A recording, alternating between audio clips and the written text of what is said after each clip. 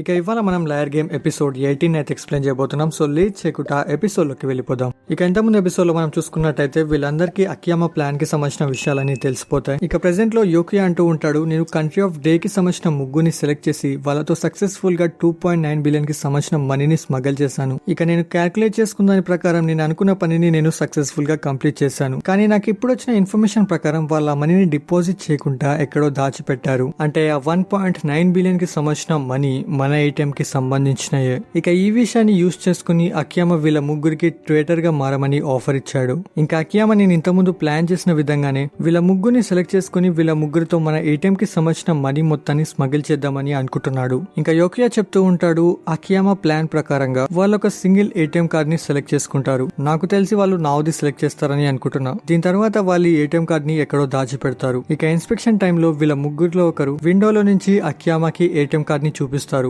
అంటే ఒక విధంగా వీళ్ళు అకియామాకి సిగ్నల్ చేస్తారు. ఇక దీన్ని చూసి అకియామా వాళ్ళు సెలెక్ట్ చేసిన ఏటీఎం కార్డ్ ఎక్కడ దాచిపెట్టారనే విషయాన్ని మీకు చెప్తాడు. ఇక దీని తర్వాత మీరు అకియామా ఇచ్చిన ఇన్ఫర్మేషన్ ప్రకారం ఆ ఏటీఎం కార్డ్ ని తీసుకుని నైట్ టీమ్ కి సంబంధించిన ఏటీఎం నుంచి మనీని విత్డ్రా చేసి డే టీమ్ కి సంబంధించిన ఏటీఎం లో డిపాజిట్ చేస్తారు. ఇక ఇది అయిపోయిన తర్వాత మీరు అకియామాకి తన ఏటీఎం కార్డ్ ని తిరిగి ఇచ్చేస్తారు. సో ఇదే కదా అకియామా మీతో చెప్పిన ప్లాన్. ఇక ఇదే టైంలో హిరోషి అంటాడు, అకియామా కూడా నాతోటి ఇదే విషయాన్ని చెప్పాడు. ఇప్పుడు యోకి అంటాడు, మనం ఇదే ప్లాన్ ని ఫాలో చేద్దాం, కానీ దీంట్లో కొన్ని చేంజెస్ చేద్దాం. దానికోసం ఫస్ట్ అయితే మనం ఈ డీల్ ని యాక్సెప్ట్ చేద్దాం. ఇక నెక్స్ట్ వాళ్ళు అనుకున్న విధంగా మీరు మన ఏటీఎం కి సంబంధించిన మనీ మొత్తాన్ని విత్డ్రా చేయండి. కానీ మీరు దీన్ని డే టీమ్ కి సంబంధించిన ఏటీఎం లో డిపాజిట్ చేయకుండా బయట ఉన్న ఒక ప్లేస్ లో దాచిపెట్టండి. ఇక ఇది అయిపోయిన తర్వాత అకియామాకి చెప్పండి, నేను సక్సెస్ఫుల్ గా మనీని స్మగిల్ చేశానని. ఇక తన కార్ ని తిరిగి ఇచ్చేసి ఇన్స్పెక్షన్ అయిపోయిన తర్వాత ఆ మనీని మన కంట్రీలోకి తీసుకురండి. ఇప్పుడు ఇక్కడే ఉన్న అతను అంటాడు, వాళ్ళు నిజంగా ఆ మనీని దాచిపెట్టారని అంటావా? దీనిపై యోకియా చెప్తాడు, దానికి సంబంధించిన నిజాన్ని అకియామాని చెప్తాడు.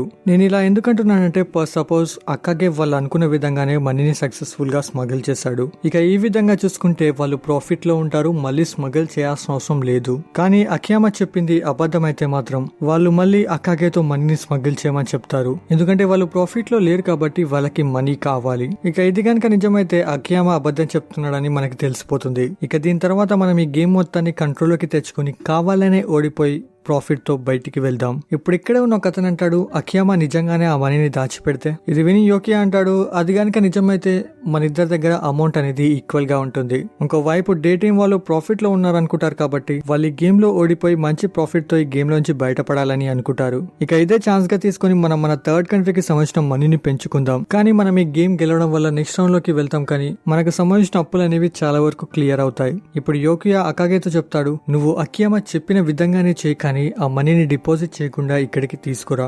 ఇక నువ్వు గనక అలా చేసావంటే మనం 100% గెలుస్తాం. ఇంకా నేను నీకు 100 లాయల్టీ పాయింట్స్ ఇస్తా. సరే, ఇక అకాగే స్మగ్లర్ గా వెళ్తూ అకియామాకి తన కార్ నైతే చూపిస్తాడు. ఇక్కడ అకాగేకి సంబంధించిన కార్ ని చూసి అకియామా ఎందుకో సైలెంట్ గా ఉంటాడు. దీన్ని చూసి అకాగే యోకియాతో అంటూ ఉంటాడు, తను ఎటువంటి సిగ్నల్స్ ని చేయడం లేదు. దీనిపై యోకియా అంటాడు, అదంతా సరే, కానీ నువ్వు నా వైపు చూడకు. నువ్వు నాతో మాట్లాడుతున్నావని తనకు అస్సలు డౌట్ రావద్దు. ఇంకా నాకు తెలిసి తనకి నీ మీద డౌట్ వచ్చినట్టుంది. ఇక ఈ టైంలో నేను ఇన్స్పెక్షన్ రూమ్ లోకి పంపించకపోతే చాలా పెద్ద ప్రాబ్లం అవుతుంది. అందుకే నువ్వు ఈసారి స్మగ్లర్ గా వెళ్లి అన్ని విషయాల్ని తెలుసుకో.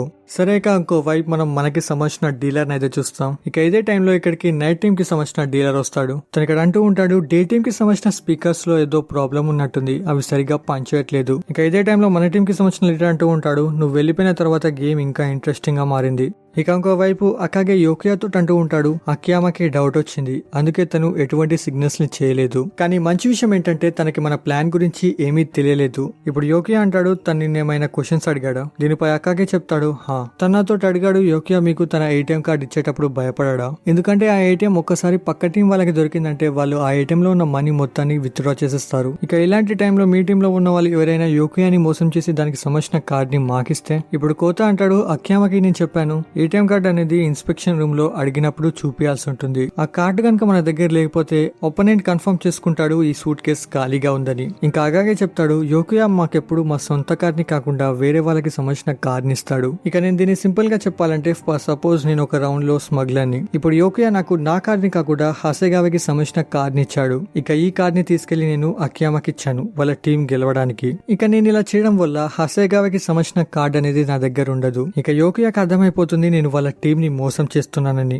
ఇక దీనికి పనిష్మెంట్ గా యోకియా నా ఏటీఎం కార్డ్ ని కాలబెట్టేస్తాడు. ఇక పాత ఏటీఎం కార్డ్ లేకుండా మనం ఒక కొత్త ఏటీఎం కార్డ్ ని తీసుకోలేం. ఇక దీనికి వల్ల మన అకౌంట్ లో ఉన్న మనీ కూడా మనకి రాదు. ఇక ఇలాగే యోకియా మాకు సంబంధించిన కార్డ్స్ అన్నింటినీ తీసుకొని మమ్మల్ని కంట్రోల్ చేస్తూ ఉన్నాడు. ఇక ప్రెసెంట్ లో యోకియా అంటాడు, నువ్వు చెప్పిందంత విని అకియామా డౌట్ అనేది క్లారిఫై అయ్యిందా? దీనిపై అకాగే అంటాడు, హా తన డౌట్ అనేది క్లియర్ అయింది. ఇక నెక్స్ట్ రౌండ్ లో తన పక్క తన ఏటీఎం కార్డ్ కి సంబంధించిన లొకేషన్ ని రివీల్ చేస్తాడు. అందుకే ఈసారి కూడా స్మగ్లర్ గా నేనే వెళ్తా. ఇది విని యోకియా అంటాడు, లేదు ఈసారి నేను నీకు మళ్ళీ ఛాన్స్ ఇవ్వను. ఇది విని అకాగే అంటూ ఉంటాడు, నాకు ప్లీజ్ ఒక్క ఛాన్స్ ఇవ్వు. ఇంకా ఇదే టైంలో హిరోషి అకాగేకి ఒక మంచి పంచ్ అయితే ఇస్తాడు. నీకు అర్థం అవ్వట్లేదా? నీ మీద ఎవరికి నమ్మకం లేదు. ఇప్పుడు యోకియా హిరోషి తోటి అంటాడు, నెక్స్ట్ స్మగ్లర్ గా నువ్వు వెళ్లి మన ప్లాన్ ని సక్సెస్ఫుల్ గా కంప్లీట్ చేయి. ఇక దీనికి బదులుగా నేను నీకు 100 లాయల్టీ పాయింట్స్ ఇస్తా. ఇక ఇది అయిపోయిన తర్వాత హిరోషి అకియామాకి తన కార్డ్ అయితే చూపిస్తాడు. దీన్ని చూసి అకియామా వెంటనే ఏటీఎం కార్డ్ కి సంబంధించిన లొకేషన్ గురించి చెప్పేస్తాడు. ఇక దీని తర్వాత అకియామా ఇన్స్పెక్షన్ రూమ్ లో 100 మిలియన్ డౌట్ చేస్తాడు. ఇంకా సూట్ కేసు ఓపెన్ చేసి చూస్తే ఆ సూట్ కేసు ఖాళీగా ఉంటుంది. ఇక ఇది అయిపోయిన తర్వాత హిరోషి నైట్ టీమ్ దగ్గరకు వచ్చేస్తాడు. తను ఇక్కడ అంటూ ఉంటాడు, మనం అనుకున్న ప్లాన్ సక్సెస్ఫుల్ గా కంప్లీట్ అయింది. ఇక తను వాళ్ళ టీం కి మనీని చూపిస్తాడు. ఇది చూడగానే వాళ్ళ టీం చాలా సంతోషిస్తుంది. ఇప్పుడు యోగియా హిరోషి తోటి అంటూ ఉంటాడు, అకియామా దాచిపెట్టిన 1.9 బిలియన్ కి సంబంధించిన మనీ గురించి చెప్పాడా? ఇది విని హిరోషి అంటాడు, అకియామా నాకు ఆ విషయాలు ఏవి చెప్పలేదు. నాకు తెలిసి ఆ మనీ తను నిజంగానే దాచిపెట్టినట్టున్నాడు. ఇది విని యోకియా అంటాడు, అలాగైతే నెక్స్ట్ స్మగ్లర్ గా కూడా నువ్వే వెళ్ళు. ఇక దీని తర్వాత నెక్స్ట్ స్మగ్లర్ గా నావ్ వచ్చుంటుంది. ఇక్కడ నావ్ హిరోషితో ఏ విషయాల గురించి అడగదు. ఇక ఇదంతా చూడగానే యోకియా కన్ఫర్మ్ చేసుకుంటాడు, అకియామా ఆ 1.9 బిలియన్ కి సంబంధించిన మనీని ఎక్కడో దాచిపెట్టాడని. ఇంకా యోకియా అంటాడు, అయితే మనం ఎంత పాసిబుల్ అయితే అంత మన థర్డ్ అకౌంట్ కి సంబంధించిన మనీని పెంచుకోవాలి. ఇంకా మనం వాళ్ళ టీం కి సంబంధించిన మనీని స్మగల్ చేసామన్న విషయం వాళ్ళకి తెలీదు. వాళ్ళ ప్రకారం వాళ్ళు ఇప్పుడు 5 బిలియన్ ప్రాఫిట్ లో ఉన్నారు. అందుకే వాళ్ళు ప్రాఫిట్ తో ఈ గేమ్ ని వదిలేద్దామని అనుకుంటున్నారు. దీనికోసం వాళ్ళు ఓడిపోవడానికి ట్రై చేస్తున్నారు. కానీ మనం మనీ కోసం ఈ గేమ్ ని గెలవాల్సి ఉంటుంది. ఇక దీని వల్ల మనం నెక్స్ట్ రౌండ్ కూడా ఆడాలి. కానీ మనకి సంబంధించిన అప్పు అనేది చాలా వరకు క్లియర్ అవుతుంది. సరే, ఇక యోకియా ప్లాన్ చేసిన విధంగా వీళ్ళంతా వీళ్ళ థర్డ్ కంట్రీకి సంబంధించిన మనీని పెంచుకుంటూ ఉంటారు. ఇక ఇలా రౌండ్ 34 లో సెకండ్ డే అనేది కంప్లీట్ అవుతుంది. ఇక్కడ లీడర్ వీళ్ళిద్దరి థర్డ్ కంట్రీకి సంబంధించిన బ్యాలెన్స్ అయితే చూపిస్తాడు. ఇక ఈ బ్యాలెన్స్ ప్రకారంగా నైట్ టీమ్ అనేది 100 మిలియన్ లీడ్ లో ఉంది.